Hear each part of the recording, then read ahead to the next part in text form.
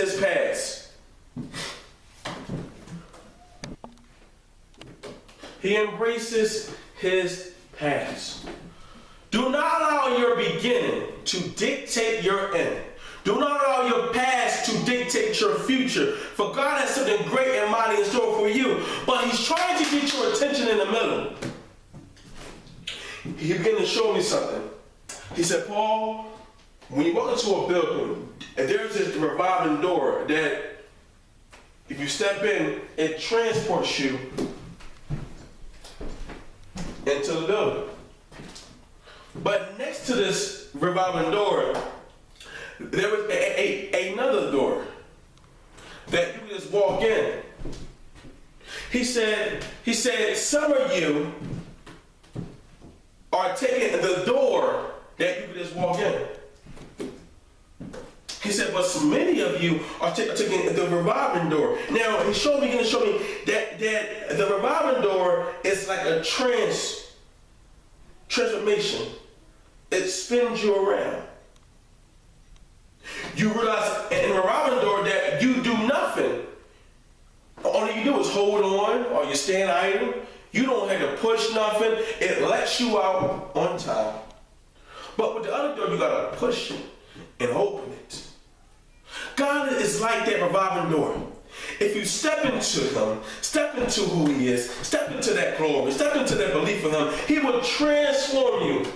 He will turn you around and place your feet on that solid ground. God wants you to have a glorious end. Stop talking about what your mama didn't do while your daddy wasn't around. Oh, I did not receive love. God says, I understand all of that, but do not allow that to dictate what your end is going to be.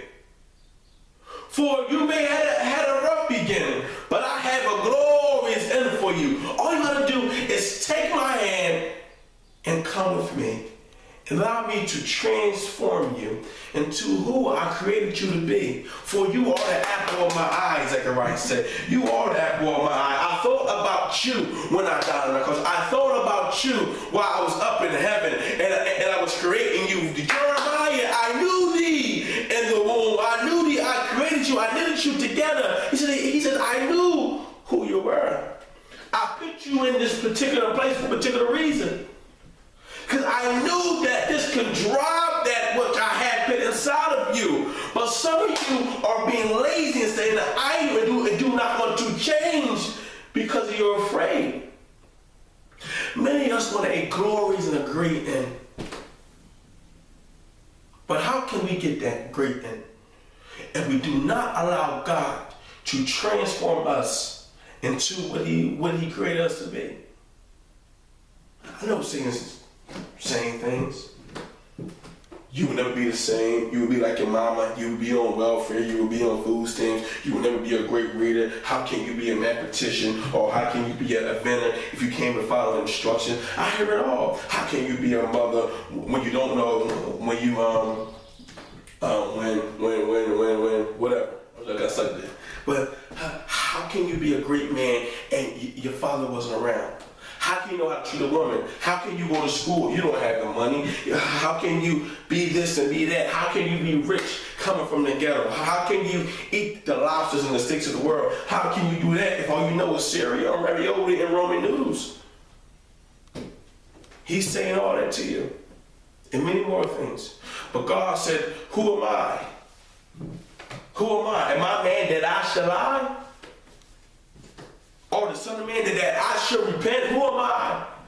If God has placed something inside of you and he's trying to reach his hand out to you at this moment with me, reach his hand out to you because he wants you to be transformed in that middle. Peter starts off as a fisherman, unimportant, with his brother Andrew, with his papa. He starts off as a fisherman, married with kids, and he was chill. Then one day, this man from Galilee walks up on the sea. He walks up on the sea. In Matthew chapter 4, verse 18 to 20, he walks up on the sea and said, follow me, I will make you fishers of men. He starts off as a fishermen. But the book of Galatians, chapter 2, verse 9, and the book of Acts, chapter 1 through chapter 4, tells us how Peter became the pillar of the church. He starts out as unimportant. He starts out as a person who's a fisherman. He starts out as a man who came home smelling like 9th Street.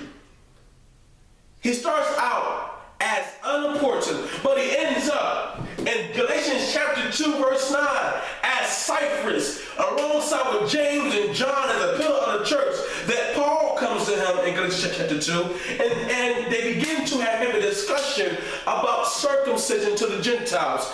And the Bible says that Paul came to the pillars of the church, Peter, James, and John, those who walk with Jesus. How can a person who started off bad, started off in an unimportant job, end up as a pillar in the church? Why? Because something happened in the middle of them 3 years with Jesus. He was transformed. Understand this. Jesus sits at the table on the night of his death, the morning of his death, and he says, Simon, Simon, Simon, Satan desires you. He desires to sift you like wheat. But I prayed for you that when you are converted, when you are transformed, I want you to go back up and strengthen your brothers up. Peter starts off bad, but he did not allow his beginning to dictate his future, to the point that the Catholic Church has built their foundation and their system off of Peter, who was once not important. No, I'm not condoning how they run a church. No, I'm not condoning there being a pope. But I'm showing you how your beginning should not dictate your end. For Peter starts off in a boat fishing for fish, and he ends up as a pillar of the church, as one that people built their faith around. As one who Paul says that he was a pillar of the church, as one that when Peter walked in the cities, the people try to hide in the shadow, that they might be healed. How many of you want a glorious end? How many of you want to be known for something? Well, God said, this is the time. Take my hand and let me transform you in the middle. Oh, I have something great for you. But you keep on ignoring me. It's like a guy putting his hand in the road, and you're this ant who is rocking, and you're crawling up the hand. And he's keep pitting, and then you're crawling up the hand. He says, take my hand and just trust in me. I know you don't want this life for yourself forever. I know you don't be like mommy and like daddy and like your older brother. I know you want to break the cycle of unwedded mothers. I know you want to break the cycle of being a young man who is bound for jail. I know you want to break the cycle of people who are addicts and who are drunks and who are addicted to things. I know you want to break the cycle of being heartless and emotionless towards people. God, now this is the time for your end. It's better than your beginning. Oh, Adam and Eve starts out in the garden, chilling. Start out butt naked, just chilling. Eating fruits and grapes and apples and just chilling. Eat bananas, just chilling. The breeze just blowing in their hair, just chilling. Until one day, they were driven out of the garden because of sin. They started out in the garden, and they ended up in the earth. They started out with no health issues. They were just cool, they were just fine.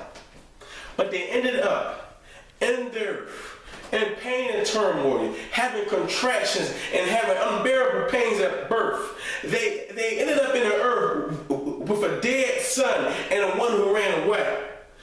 Why did I put this here? God's telling me right now in this moment, he says, do not desire your neighbor's goods, for it may look good.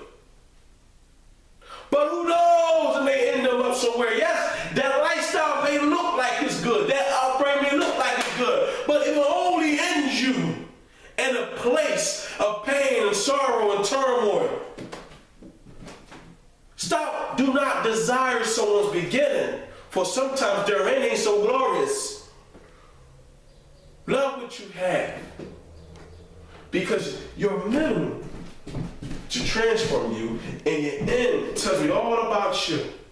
It tells me this little boy, this little girl, single parent home, who grew up in foster care, and now they're a doctor, a powerful lawyer, a CEO of a big company. Oh, now they're on Wall Street. Now they graduated college. Now they have a family of their own. Now, oh, they are preachers and ministers. Now they are prophesying God's word. They're beginning and seem to predict that. But their end tells me that they became that. So something happened in the middle that I couldn't see. See, we are judging people based upon their beginning and based upon their middle and based upon the end. We should judge no man, but judge what man does. Judge their sin. We're telling people they will never be nothing. Look where you came from. You came from the slums. Not knowing that they can end up someone great and make you look stupid, as we learned last week. Abraham starts off as a seedless individual for 75 years. He cannot produce. Sarah womb is just empty, has a bowl of soup, but with no broth. I hope it was a good comparison. Called it a metaphor in poetry class. Empty as Bodiak. You're brutal on that. But here, he starts out, him and Sarah starts out as not being able to bear children. But at the end, they become fruitful. Who was once seedless, now he ends up fruitful because something transpired in the middle. He was able to get his faith from God and knowing that this glorious Canaan would be his. Knowing that nations will protrude out of him. Now understand this. A man who was fruitless, who was seedless, and a woman's womb who was barren. They started out as bad. It didn't look like they was going somewhere. But something transpired in the middle. That at the end, they had billions of people who believed in them. He said, you are the seed of Abraham.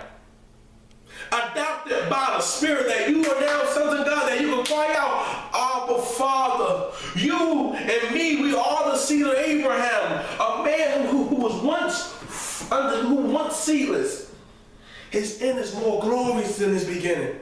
He did not allow his beginning to dictate his future. If God said it, so shall it be. For he counted it as righteousness unto Abraham, that he called him the friend of God. Because he believed and he allowed God to transform him into what God has created him to be, a father of many nations, the mother of all things. Israel starts out as 70 people. 70 people. Here we go. Abraham and Hagar produced Ishmael, and he's big. Abraham and Sarah produced Isaac. Isaac and Rebekah produced Esau and Jacob. Jacob now has a birthright and now has a promise. From Jacob, Rachel, and Leah, and his two other chicks on the side, he was pimping. They produced 12 sons plus many daughters. And from the 12 sons, there has to be 70 people total. They walk into Egypt as 70 people. But 400 years later, they come out as a nation of 1 million people plus. They come out more mightier, more strong. For inside of the walls of Egypt, they were multiplying and multiplying. They began was fruitless and barren. But now they are fruitful. Oh, the city couldn't hold them. How great Israel was. How vast in number they were.